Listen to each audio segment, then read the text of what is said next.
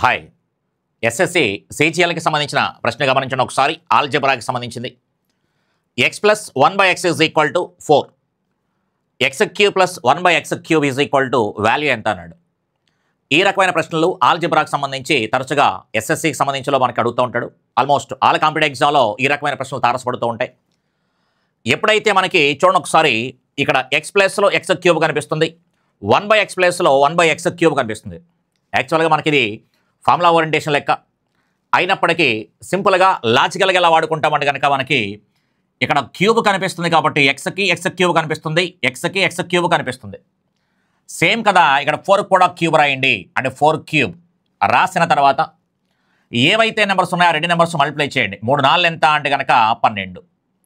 ఇక్కడ ప్లస్ ఉంటే ఇక్కడ ప్లస్ ఉంటే మైనస్ రాయండి, మైనస్ ఉంటే ప్లస్ రాయండి.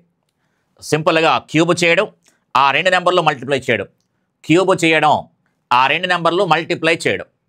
కాబట్టి క్లియర్గా మనకి 4 క్యూబ్ 4 × 3 12 అంటే సమాధానం ఎంత అంటే కనుక 64 - 12 64 - 12 ఈజ్ ఈక్వల్ టు 52 52 అని చెప్పొచ్చు.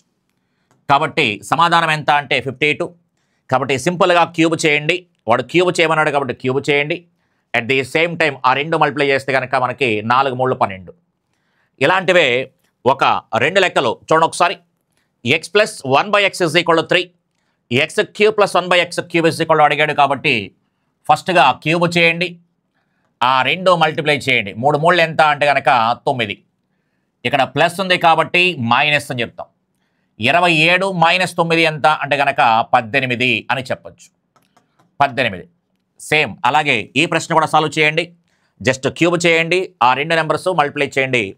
ఇక్కడ ప్లస్ ఉంటే మైనస్ రాస్తాము, మైనస్ ఉంటే ప్లస్ రాస్తాం. వీడియో నచ్చితే లైక్ చేసి సబ్స్క్రైబ్ చేయండి. అలాగే ఈ వీడియో మీ ఫ్రెండ్స్ ఎవరికైనా ఉపయోగపడుతుంది అనుకుంటే వాళ్ళకు కూడా షేర్ చేయండి. Thank you.